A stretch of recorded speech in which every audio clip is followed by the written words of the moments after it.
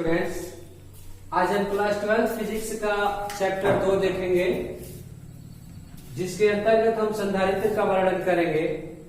Chapter 2 में विद्युत विभव तथा संधारित्र की धारिता के विषय में अध्ययन करना है हम लोगों को, लेकिन हम विद्युत विभव का अध्ययन चैप्टर 1 में ही कर चुके हैं।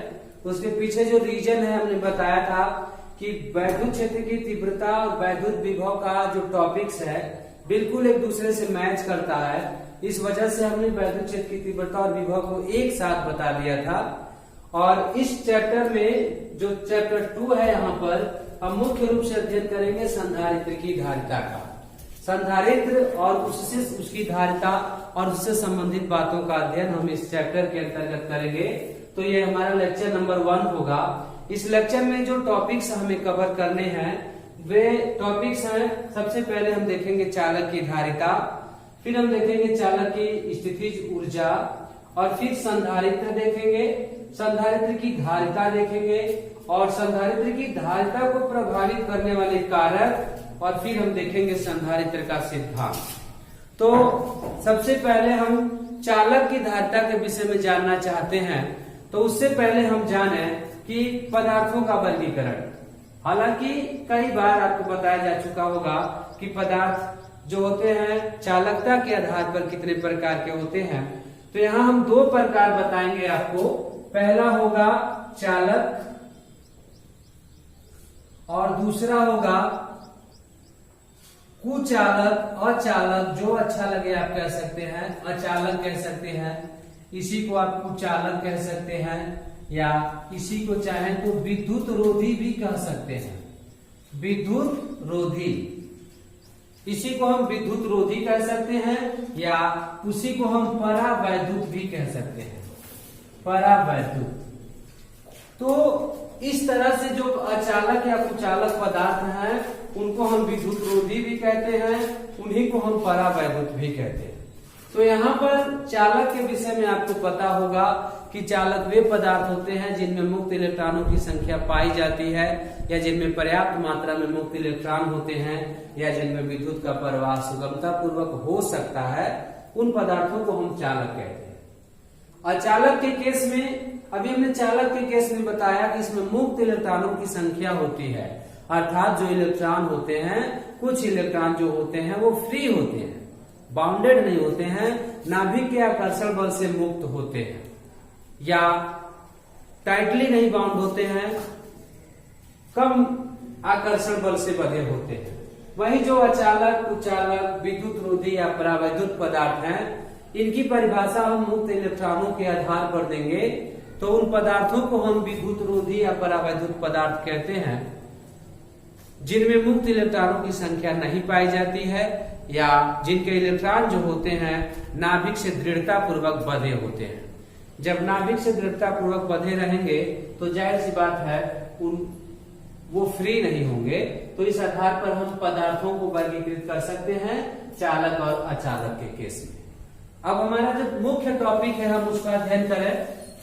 देखिए, सबसे पहले हम देखें चालक की धारिता के विषय में। चालक की धारिता, चालक की धारिता। तो जो चालक की धारिता है, धारिता मतलब होता है धारण करने की क्षमता। अब यहां पर क्या धारण करने की क्षमता है? तो आवेश को धारण करने की क्षमता। हम जो पढ़ रहे हैं वो स्थिर विद्युत पढ़ रहे हैं जिसमें आवेश गति नहीं कर सकता है। तो यहाँ पर अगर कोई चालक है तो हम उसे कितना आवेश दे सकते हैं, या वह आवेश की कितनी मात्रा संचित कर सकता है, उसी संचित करने की जो क्षमता है, आवेशों के संचित करने की जो क्षमता है, वही क्या कहलाएगा? उसी को हम चालक की धारिता कहते हैं।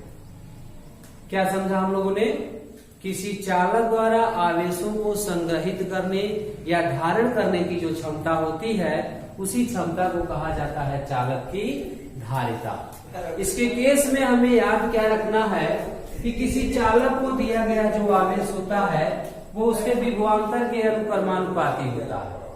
अर्थात जैसे जैसे हम किसी चालक को आवेश देते हैं उसका विभव बढ़ता जाता है। जिस तरह से हम जिस रेशियो में, जिस अनुपात में हम किसी चालक को आवेश देते हैं उसका विभव उसी अनुपात में बढ़ता जाता है। तो यहाँ पर अगर हम प्रोपोर्शनलिटी हटा देते हैं तो हमें मिल जाता है एक कांस्टेंट। इस C को जो कि नियतांक है, इसी को हम चालक की धारिता कहते हैं। यही C क्या कहलाता है? चालक की धारिता। तो देखिए मैथमेटिकली हम चालक की धारिता को डिफाइन कर सकते हैं। किसी चालक को दिए गए आवेश और उसमें उत्पन्न विभव के अनुपात को चालक की धारिता कहते हैं। स्पष्ट रूप से आपको दिख रहा होगा, किसी चालक को दिए गए आवेश और उसमें उत्पन्न विभव के अनुपात को उस चालक की धारिता कहते हैं। तो ये है चालक की धारिता का परिभाषा। अब शुरुआत में बताया गया जनरली कि किसी कोई भी जो चालक है उसकी एक लिमिट है, उसकी एक कैपेसिटी है कि वो कितना आवेश ग्रहण कर सकता है या कितना आवेश धारण कर सकता है।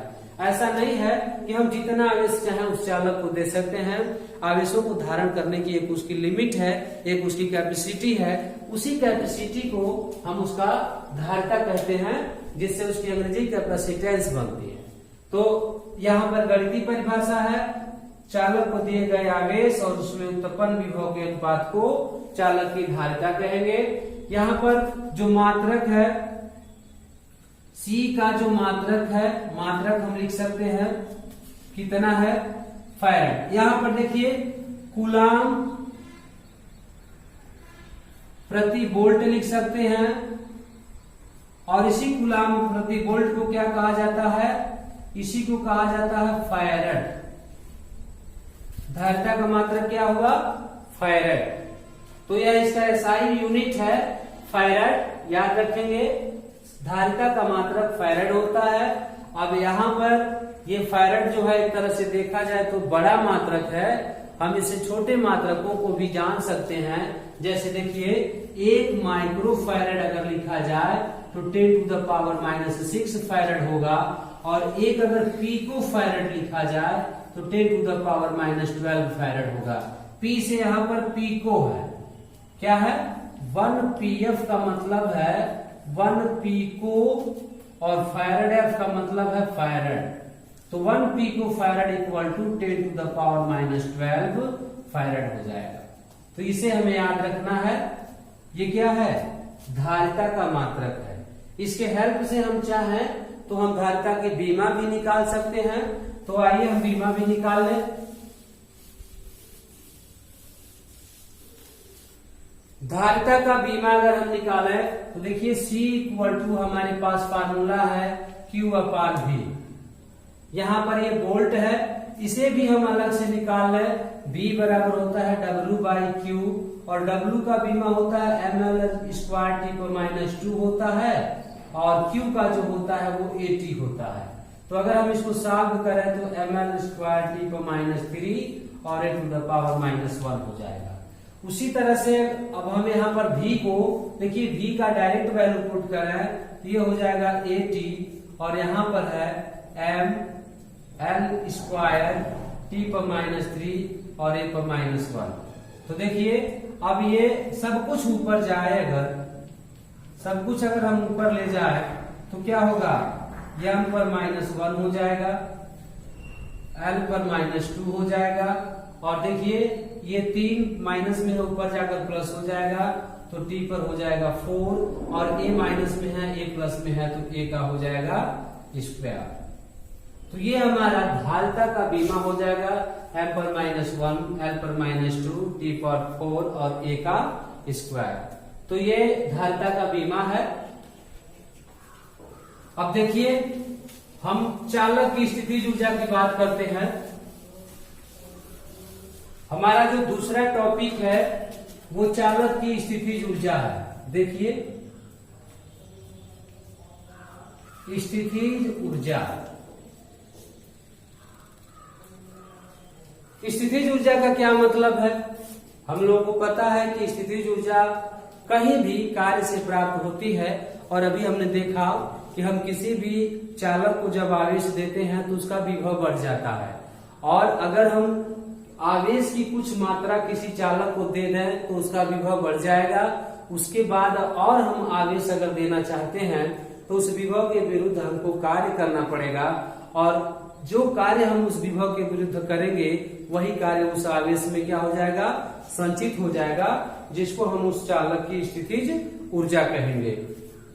तो यहां लिख सकते हैं चालक को आवेशित करने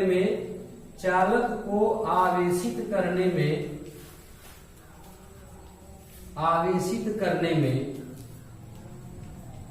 किए गए कार्य को चालक की स्थितिज ऊर्जा कहते हैं। चालक की स्थितिज ऊर्जा कहते हैं। ये चालक को आवेशित करने में जो कार्य हमको करना पड़ता है उसी को हम चालक की स्थितिज ऊर्जा कहते हैं। और हम इसको किससे प्रदर्शित करते हैं, U से हम इसको क्या करेंगे, प्रदर्शित करेंगे। क्या करेंगे, U से हम इसको प्रदर्शित करेंगे।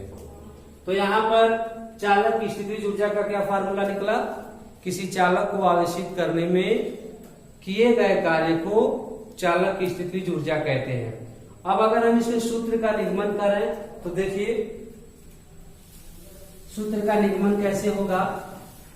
इसके लिए हमें मानना पड़ेगा कि हम किसी चालक को Q आवेश देना चाहते हैं। ऐसे सूत्र का निगमन देखिए, मान लेंगे, माना चालक को Q आवेश देना है। चालक को Q आवेश देना है तो हम Q आवेश को एक ही बार नहीं दे देते हैं, उसको कई भागों में बांट देते हैं और छोटे छोटे खंड को क्रमशः उस चालक को देते हैं। जैसे ही हम आवेश की पहली मात्रा उस चालक को देंगे उस चालक का विभव बढ़ जाएगा। तो पहली बार में चालक का जो विभव होगा वो 0 होगा और उसके बाद से जब हम आवेश देंगे तो उसका विभव धीरे धीरे क्या होगा, बढ़ेगा। तो जब बढ़ने लगेगा विभव तो हमें आवेश देने में कार्य करना पड़ेगा। तो उसी कार्य को हम निकालेंगे जो कि क्या हो जाएगा, स्थितिज ऊर्जा हो जाएगा। तो हम लिखेंगे, फिर से लिखेंगे, माना चालक को Q डैश आवेश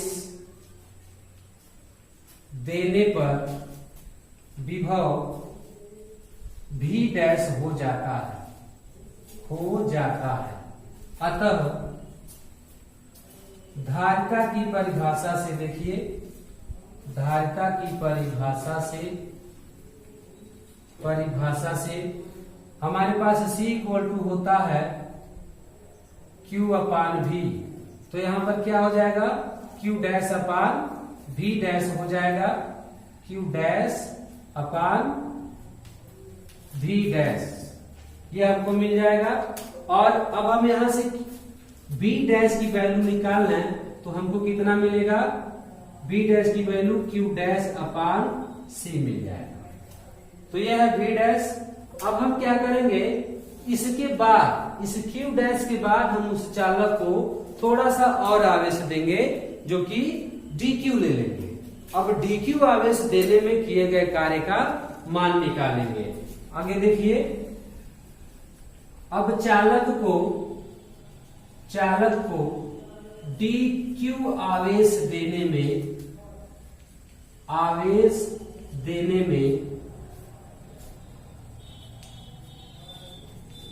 कृत कार्य, तो हम इसको डिनोट करेंगे dW से। देखिए हम लोगों ने पढ़ा था W बराबर VQ, विभव वाले चैप्टर में ये चीज पढ़ाया गया था, W इक्वल टू VQ। तो यहाँ पर वही करेंगे हम, V के जगह पर V डैश हो जाएगा और Q के जगह पर क्या हो जाएगा, DQ हो जाएगा। तो ये सूक्ष्म कार्य है, DQ सूक्ष्म आवेश देने में जो कार्य है वो सूक्ष्म है dW। अब हम चाहते हैं उसको पूरा आवेश दे दें। हमको कितना आवेश देना है, Q आवेश देना है। और हम क्या किया, हमने पहले उसको आवेश का छोटा सा भाग Q डैश दिया और देखा उससे हम विभव बढ़ गया V डैश, पहले 0 था। और अब हमने क्या किया कि उसको सूक्ष्म आवेश dQ दिया, तो उस विभव के विरुद्ध हमको जो कार्य करना पड़ा वो क्या है, dW। अब हम चालक को क्या करेंगे, पूरा आवेश दे देंगे। यहां देखिए चालक को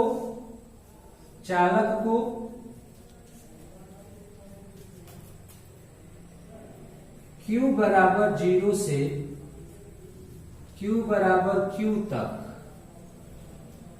आवेश देने में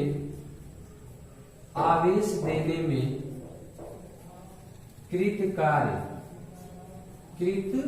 कार्य इसको हम लिख देंगे W से, जो कि हो जाएगा 0 to Q और ये हो जाएगा dW। तो यहां से देखिए dW का मान कितना है, V डैश dQ है, तो यहां पर हम लिख सकते हैं 0 to Q V dash dQ। अब यहां देखिए हमारे पास V डैश की वैल्यू यहां पर मिली हुई है कितना, Q डैश अपान C।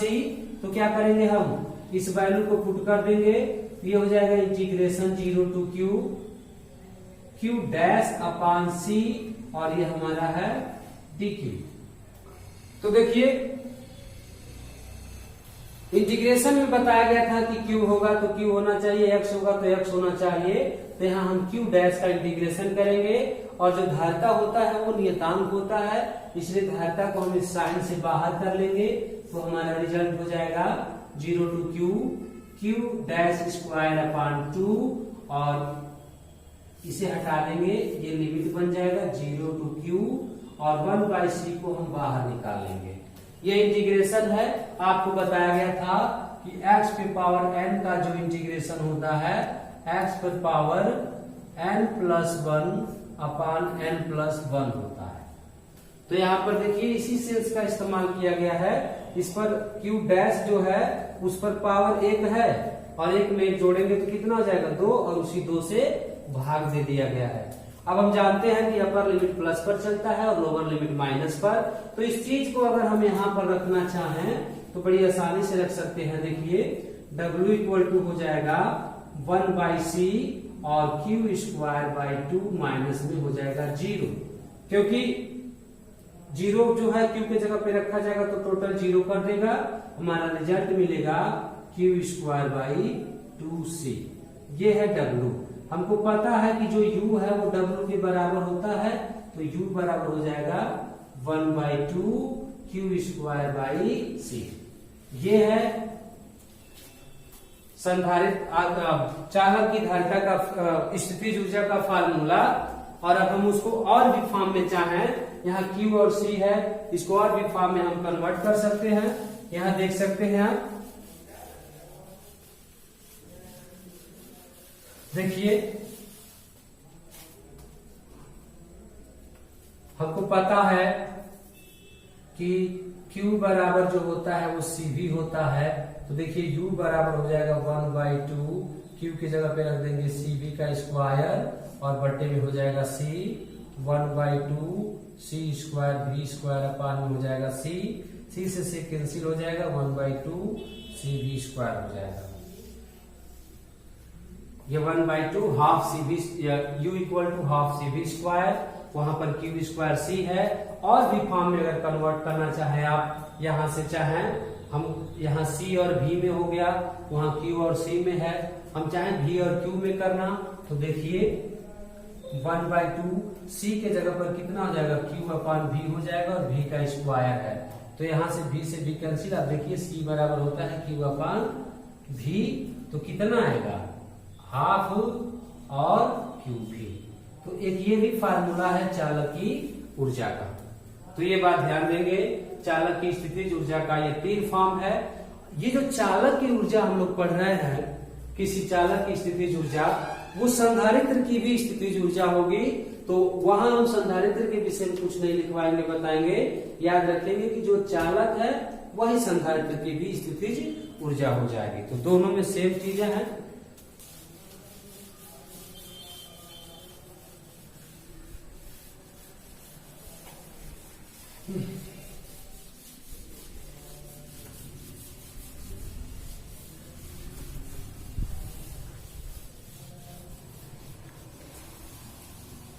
अब हमारा अगला टॉपिक है, देखिए हमारा अगला टॉपिक है संधारित्र, जो कि मेन टॉपिक है इस चैप्टर का, संधारित्र।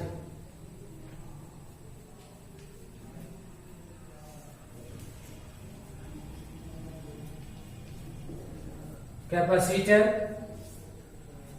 संधारित्र क्या होता है हमको जानना है। तो देखिए, संधारित्र जो है एक समायोजन है, एक ऐसी युक्ति है जिसके आकार में परिवर्तन किए बिना ही उस पर आवेश की पर्याप्त मात्रा संचित कराई जा सकती है। क्या सुना आपने? संधारित्र एक ऐसी युक्ति है, एक ऐसा निकाय है जिसके आकार में परिवर्तन किए बिना ही उस पर आवेश की पर्याप्त मात्रा संचित कराई जा सकती है। यहां पर लिख सकते हैं आप ऐसे, संधारित्र एक ऐसा निकाय है जिसके आकार में परिवर्तन किए बिना ही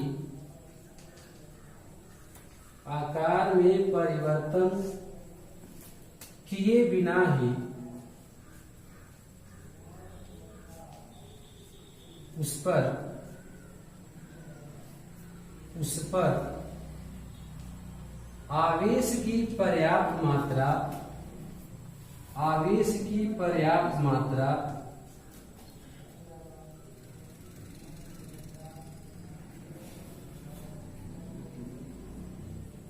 पर्याप्त मात्रा संचित कराई जा सकती है। संचित की जा सकती है या कराई जा सकती है। यह है संधारित्र का डेफिनेशन। एक ऐसा निकाय जिसके आकार में परिवर्तन किए बिना ही हम उस पर आवेश की पर्याप्त मात्रा संचित करा सकते हैं, वही कहलाता है संधारित्र कैपेसिटर। वास्तव में जो संधारित्र होता है उसकी एक और डिफिनेशन होती है जिसको मैं फिगर बनाकर समझा दे रहा हूं। देखिए, यह है संधारित्र का सिंबल, फिगर समझ लीजिए। इसमें क्या होता है, दो प्लेटें होती हैं। दो प्लेटें, एक पर जितना प्लस चार्ज होता है दूसरे पर उतना ही माइनस चार्ज होता है। और पहला प्लेट जो होता है उसको हम वैद्युत मशीन से जोड़ देते हैं और दूसरा प्लेट जो होता है उसे अर्थिंग कर दिया गया होता है। संधारित्र में दो प्लेटें होती हैं, एक पर प्लस चार्ज होता है दूसरे पर माइनस। पहले पर जितना प्लस चार्ज होता है दूसरे पर उतना ही माइनस चार्ज होता है। और पहले प्लेट को हम वैद्युत मशीन से जोड़ देते हैं, मतलब आवेश देने के लिए, और दूसरे प्लेट को क्या किया जाता है, अर्थिंग कर दिया जाता है। और जो उसके बीच की दूरी दिख रही है, बीच की दूरी बहुत ही कम होती है। तो हम यहाँ पर समझ सकते हैं कि जो संधारित्र है वो एक समायोजन है, एक ऐसा समायोजन है जिस पर बराबर परंतु विपरीत प्रकृति के आवेश होते हैं और उनके बीच की दूरी बहुत ही कम होती है। तो ऐसे समझ सकते हैं कि संधारित्र दो ऐसे चालकों का युग्म है जिन पर बराबर परंतु विपरीत प्रकृति के आवेश होते हैं तथा उनके बीच की दूरी बहुत ही कम होती है। तो इस तरह से ये संधारित्र की परिभाषा बन सकती है।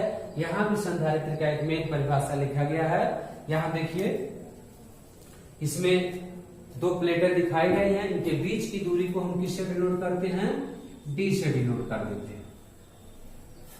ठीक है। आवेश, अगर हम धारिता की बात करेंगे तो इसके बीच में सी से प्रदर्शित कर देंगे और विभव की बात करेंगे तो भी से प्रदर्शित कर देंगे।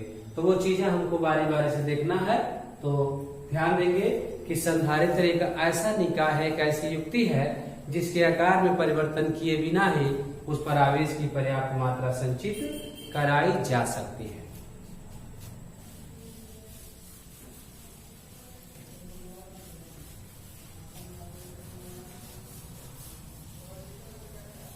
अब देखिए, हमारा अगला टॉपिक है संधारित्र की धारिता। अगला टॉपिक है संधारित्र की धारिता है।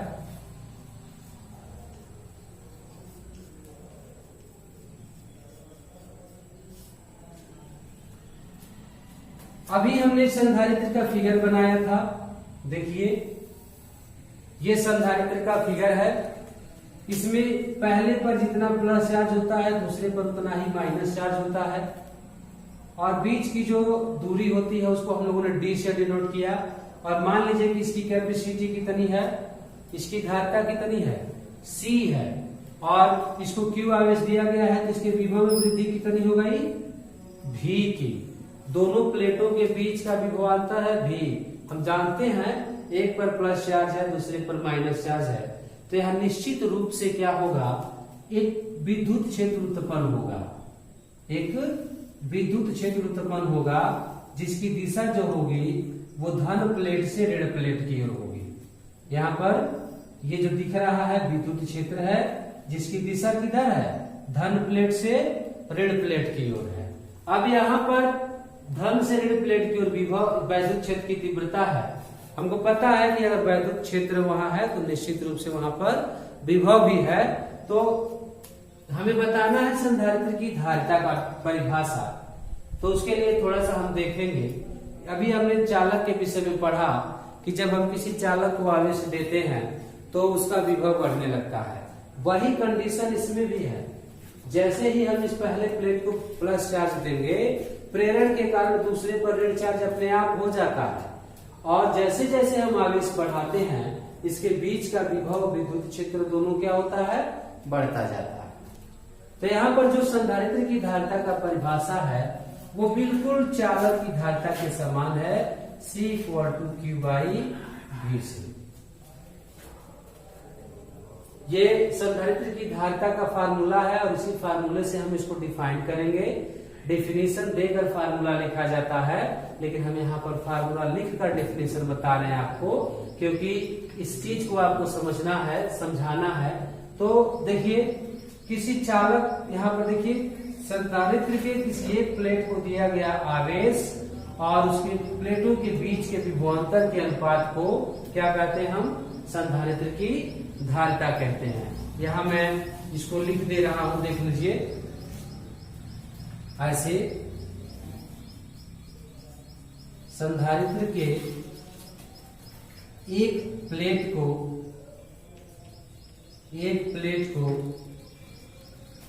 दिए गए आवेश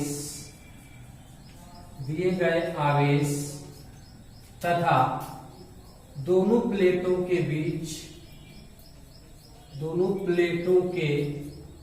बीच विभवांतर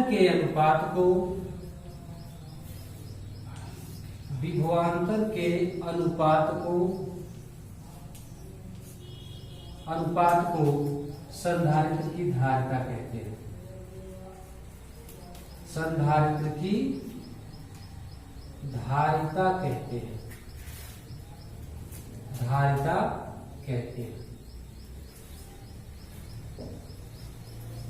देखिए संधारित्र के एक प्लेट को दिए गए आवेश और दोनों प्लेटों के बीच का जो विभवांतर होता है उसी के अनुपात को हम क्या कहते हैं, संधारित्र की धारिता कहते हैं। तो देखिए एक प्लेट का आवेश और दोनों प्लेटों के बीच का जो विभवांतर है वही क्या कहलाया है, संधारित्र की धारिता।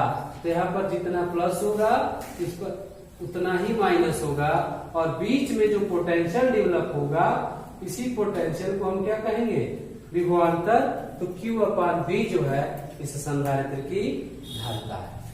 तो जो फार्मूला है वैद्युत धारिता और संधारित्र की धारिता, उसमें कोई फर्क नहीं है। परिभाषा में थोड़ा सा सेंस अलग किया गया है, ध्यान देंगे कि प्लेट को दिया गया आवेश और प्लेटों के बीच के विभवांतर के अनुपात को हम संधारित्र की धारिता कहेंगे। अब देखिए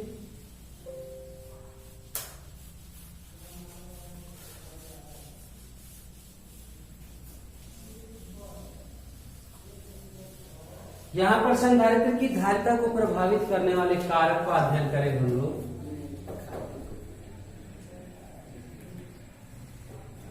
संधारित्र की धारिता को प्रभावित करने वाले कारक।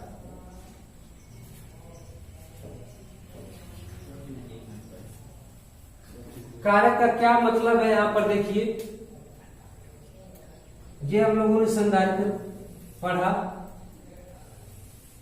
ये संधारित्र है, इस पर जितना प्लस चार्ज है पहले पर दूसरे पर उतना ही माइनस होता है। अगर चाहे हम तो यहाँ प्लस प्लस बना सकते हैं ऐसे, इस तरह से ये। तो सबसे पहले हम देखें इसके बीच का डिस्टेंस कितना है, मान लेते हैं d है। संधारित्र वास्तव में प्लेट होता है, तो ये आपको रॉड दिखाई दे रहा होगा। प्लेट बनाएंगे तो ऐसे समझ सकते हैं, ये दोनों हाथ समझ लीजिए इस तरह से। ये चौड़ाई जो दिख रहा है, ये जो चौड़ाई दिख रहा है, इस तरह का फिगर संधारित्र का बनना चाहिए। तो बस समझाने से मतलब है, इस तरह से देखेंगे ये आपका संधारित्र हो जाएगा। तो ये पूरा जो तल है वही प्लेट है, ये जो पूरा तल है वही। तो यहाँ पर हम इसके क्षेत्रफल की बात करेंगे, एरिया की। ए से क्या होगा, क्षेत्रफल होगा, बीच की दूरी है, और इसमें होता है परावैद्युत माध्यम। तो संधारित्र की धारिता किन किन बातों पर निर्भर करती है, इसको देखेंगे। तो सबसे पहले देखिए, प्लेटों के बीच की दूरी। सबसे पहले प्लेटों के बीच की दूरी की बात करें तो ये देखिए प्लेटों के बीच की दूरी है। तो जो धारिता होती है संधारित्र की, वो प्लेटों के बीच की दूरी के व्युत्क्रमानुपाती होती है, सॉरी अनुक्रमानुपाती होती है। धारिता जो होती है, संधारित्र की धारिता जो होती है प्लेटों के बीच की दूरी की अनुक्रमानुपाती होती है, अर्थात ऐसे। अगर हम बीच की दूरी बढ़ा देंगे तो धारिता क्या होगी, बढ़ जाएगी। यहां पर इस तरह से, कुछ गलत हो रहा है, sorry, C proportional to 1/d होता है। इसका मतलब कि प्लेटों के बीच की दूरी को अगर हम बढ़ा दें तो इसकी धारिता क्या हो जाएगी, कम हो जाएगी। यहां देखिए प्लेटों के बीच की दूरी है, अगर हम इसको दूर दूर कर दें तो इसकी धारिता क्या हो जाएगी, घट जाएगी। अगर ऐसे दिमाग में लग रहा होगा कि बीच की दूरी बढ़ा देंगे तो बीच में जगह ज्यादा हो जाएगा, तो उसमें आगे से ज्यादा आ जाएंगे, तो ये इस तरह का सेंस नहीं है। इसे हम आगे समझ पाएंगे कि प्लेटों के बीच की दूरी बढ़ाने से ये जो धारिता होती है वो किस प्रकार प्रभावित होती है, और क्या कारण होता है कि धारिता जो होती है बीच की दूरी बढ़ाने से घट जाती है। तो याद रखेंगे, प्लेटों के बीच की दूरी पर संधारित्र की धारिता किस प्रकार होती है, प्लेटों के बीच की दूरी बढ़ाने से जो संधारित्र की धारिता होती है वो बढ़ जाती है। यहां पर ये पॉइंट हो गया, लिख सकते हैं प्लेटों के बीच की दूरी बढ़ाने पर धारिता घट जाती है। प्लेटों के बीच की दूरी बढ़ाने पर धारिता घट जाती है। कुछ जगह पर मिस्टेक हो गया है, ध्यान देंगे इस बात का।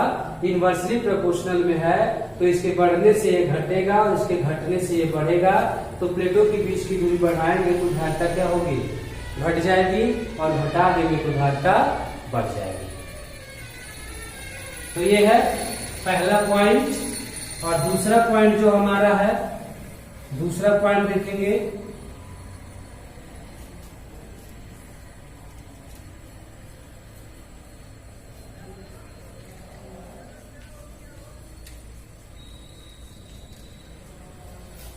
प्लेटों का क्षेत्रफल।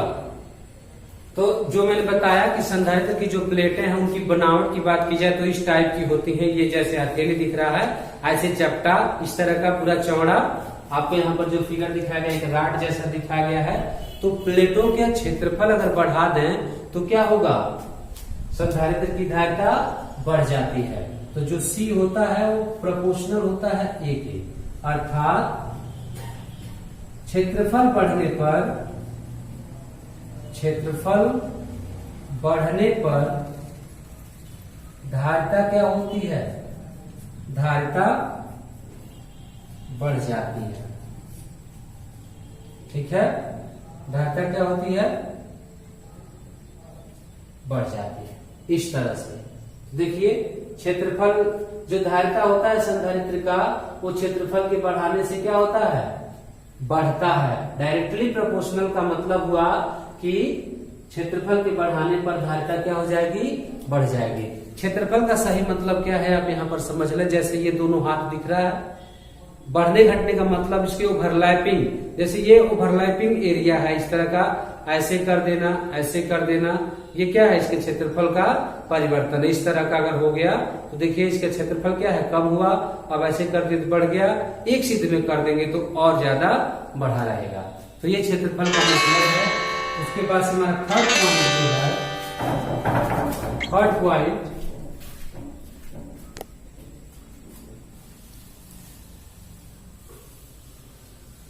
तीसरा पॉइंट जो है बहुत ही इंपॉर्टेंट है, इसको ध्यान से देखेंगे। प्लेटों के बीच माध्यम देखिए, जो दो प्लेटें होती हैं उनके बीच का जो माध्यम होता है, उस माध्यम पर भी संधारित्र की धारिता निर्भर करती है, या वह माध्यम भी संधारित्र की धारिता को प्रभावित करता है। कैसे करता है ये जान। अभी हमने शुरू में बताया कि परावैद्युत एक प्रकार के अचालक या कुचालक पदार्थों को कहा गया था। तो जो भी माध्यम यहाँ रखते हैं उसका एक परावैद्युतांक होता है। आपको पहले चैप्टर में बताया गया होगा परावैद्युतांक के विषय में, यहाँ भी समझ लें। तो ये जो धारिता होती है वो परावैद्युतांक के अनुक्रमानुपाती होती है।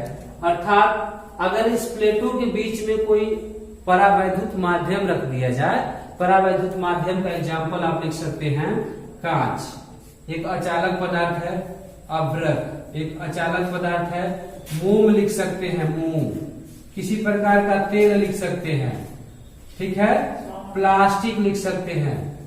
तो ये सब क्या है, ये सब परावैद्युत पदार्थ हैं। और कोई भी परावैद्युत पदार्थ अगर प्लेटों के बीच में डाल दिया जाता है तो संधारित्र की जो धारिता होती है वो बढ़ जाती है। तो यहाँ पर हम लिख सकते हैं इस बात को कि परावैद्युत पदार्थ रखने पर, ऐसे देखिए, प्लेटों के बीच परावैद्युत पदार्थ रखने पर, परावैद्युत मतलब कोई कुचालक पदार्थ रखने पर धारिता बढ़ जाती है, धारिता बढ़ जाती है। तो इस बात का ध्यान देंगे कि प्लेटों के बीच का जो परावैद्युत पदार्थ है उसको रख दिया जाए तो धारिता क्या होगी, बढ़ जाएगी। तो तीन बातें आपने देखा, प्लेटों के बीच की दूरी देखा, प्लेटों का क्षेत्रफल देखा और परावैद्युत पदार्थ देखा। तो बीच की दूरी जो है उसके बढ़ने से धारिता घट जाती है, और यहाँ पर बीच की दूरी अगर बढ़ा दें तो धारिता जो होगी वो घट जाएगी, और घटा दें तो धारिता बढ़ जाएगी।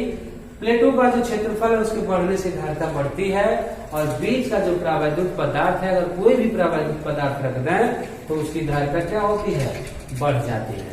ऐसा क्यों होता है, कैसे होता है, ये हम लोग आगे पढ़ेंगे इसी चैप्टर में। तो ये थे धारिता को प्रभावित करने वाले कारक। अब हमारा लास्ट टॉपिक है संधारित्र का सिद्धांत।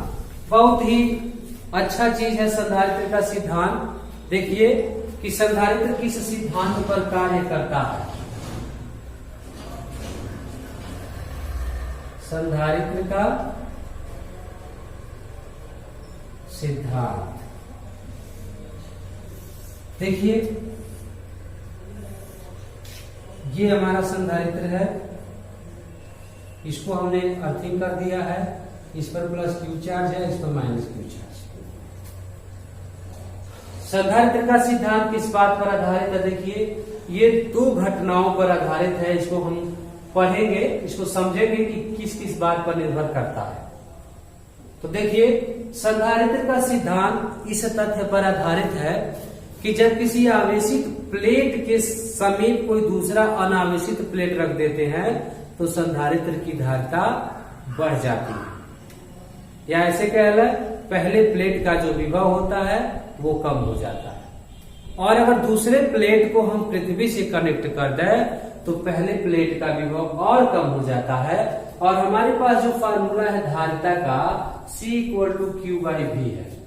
तो देखिए अगर धारिता को बढ़ाना है तो विभव को घटाना पड़ेगा, और विभव घटता कैसे है, आवेश के घटने से, बढ़ता कैसे है, आवेश के बढ़ने से। तो यहां पर जो इसका सिद्धांत है उसको मैं लिख देता हूं, आप समझते रहेंगे। देखिए,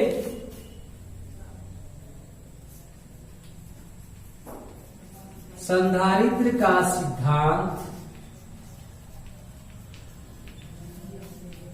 इस तथ्य पर आधारित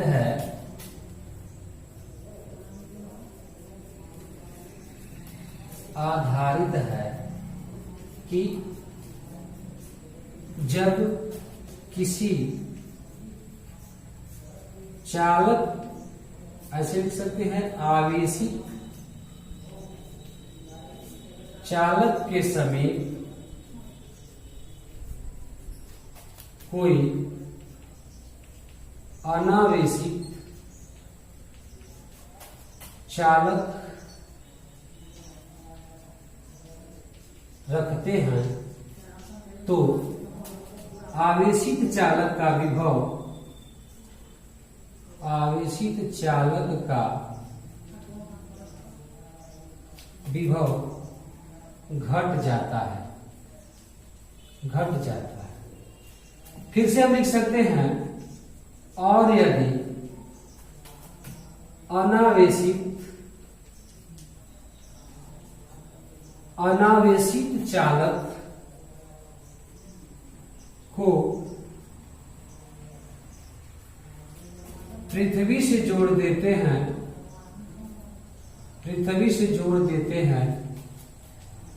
तो आवेशित चालक का विभव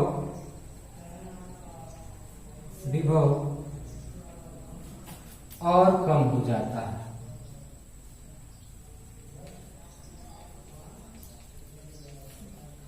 तो ये है संधारित्र का सिद्धांत। देखिए, संधारित्र का सिद्धांत इस तथ्य पर आधारित है कि जब किसी आवेशित चालक के समीप कोई अनावेशित चालक रखते हैं तो आवेशित चालक का विभव घट जाता है, और यदि अनावेशित चालक को पृथ्वी से कनेक्ट कर देते हैं तो आवेशित चालक का विभव और कम हो जाता है।